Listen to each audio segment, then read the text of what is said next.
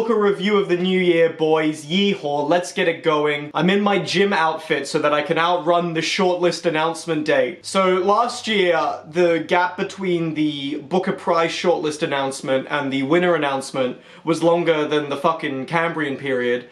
But this year, the gap between the long list and the short list for the International Booker is, what, like 48 hours? So I'm having a speed run to read all these fucking books, and luckily for me, some of them, like the one we're going to talk about, are quite short, so I can kind of pack them all in and get a taste of what is being longlisted this year before they announce the shortlist, and I'll read all of those. Nice short one to start us off today though. This is Not a River by Selva Almada. Good Bond villain name there. So this book follows the misadventures of three characters, one of whom I am not permitted to say the name of, and they kill a stingray and then they hang it up, and that's about it. This is going to be a short review, super short. I only have one major criticism of the book, and it's so big that it ruins the book, and I can't review it properly, and I'm just going to explain what that criticism is, and then I'm going to leave. And that one thing is the fucking dialogue, and I know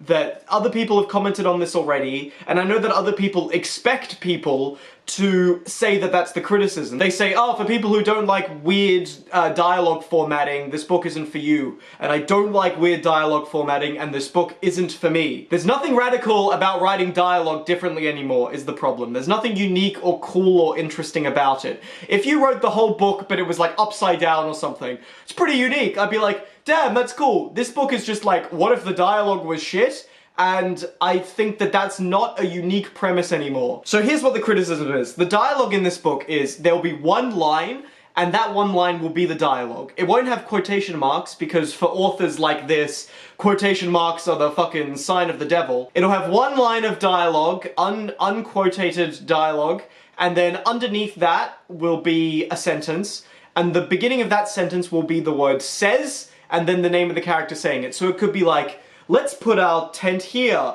says Selva Almada. You know, so it'll be not quotated dialogue, and it will also not be clear from reading that first sentence who has said that dialogue. But on the second sentence, there'll be a capitalized says, which is like a weird way to begin a sentence, and then it'll be the character name.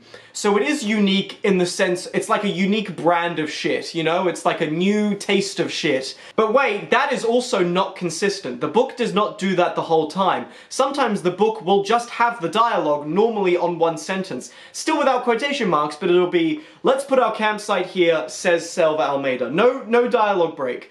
Or no line break, I should say. So sometimes it does the first thing that I said, and sometimes it does the second thing. There's never any reason for the change between, and it's not consistent.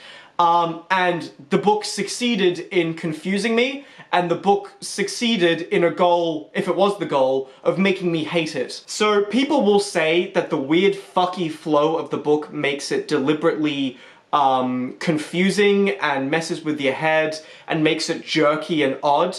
And I don't know if the quality of doing that, or the rationale behind that, is worth writing a book that is unbearable. I don't know if it outweighs the risk. It's the same as like Finnegan's Wake or something. Everything within Finnegan's Wake is intentional, but it's still shit because I don't care if it's intentional. Shout out to Bob the Bookerer. Not that he needs a shout out because he's a legend, but he summarizes why the dialogue is doing that, and like what the thought process is behind that, and he puts it into words perfectly, and I completely agree with everything he said. I think he's absolutely correct, but I still do not care. All throughout the book, it's doing that dialogue, and in the background there's a plot happening and there's characters, but I'll be fucked if I can remember it. All I was focusing on was the dialogue because it was so distracting and it was so annoying, and I don't know if the book needed to do that. The book didn't have to do that, and it would still be just as good.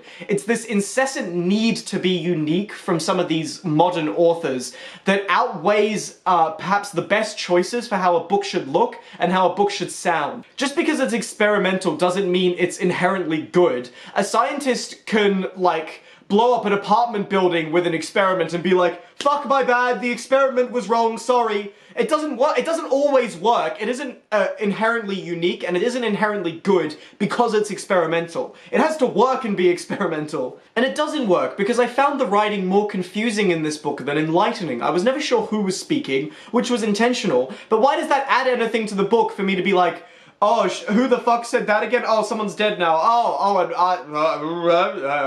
of the characters sound and act the same as well, and I kept forgetting which one of them was meant to be dead. It's like Fernanda Melchor at home. It really is. With Fernanda Melchor, the author's presence is like less overstated. She's very stylish, but you get used to the way she writes very quickly, and after about 20 or 30 pages reading one of her books, you realize that that's the only way the book could have been written. With this book, I never got over the dialogue thing. I never got over it, and I was only able to see the author in that choice, or the translator or whatever. It didn't feel like, inherently, the best way to tell that story. It just did not feel that way. I felt like you could write this like a normal Fernanda Melchor book, and the book would work better, and I would enjoy it more, and it would be the best decision. I don't think this was the best decision. It was the most experimental decision, but that doesn't necessarily mean it's good. People can disagree with me on this, and for the people who don't find the dialogue stuff annoying, that's no shade at all. I completely buy your ability to enjoy the book without that.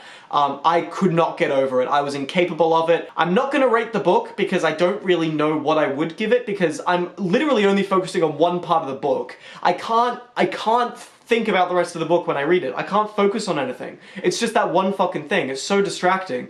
So I'm not gonna rate it. But, you know, I don't like it.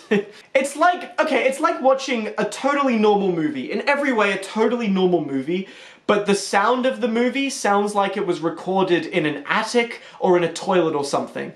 A totally purposeful decision, completely agree, but good God, that's the only thing I'm focusing on with that fucking movie, and by the end of it, I would not be able to tell you a character name. And this isn't in like a zone of interest type way where you're meant to only be focusing on the sound. I'm talking about a movie where its one unique quality is the one thing that fucks it into the grave, and that's what this book was. So I'm not rating it, but I don't like it. And I would recommend it if you want to squint a lot while you're reading, and if you want your eyes to be doing this like you're on a fucking, like you're playing a fucking pokey or something. Thank you all, more reviews to come. I'll be reviewing Meta 210 next out of the International Booker long list, but I don't know when I'll get around to doing that. And then once the International Booker Prize shortlist comes out, it's full steam ahead. Not the Booker Prize shortlist. I have made the executive decision that I am not doing it this year. I will be making all the other content that I've backed up that I've wanted to make, and I'll be getting rid of that fucking Booker Prize. I'm not doing it, just the International Booker Prize. I'll review the winner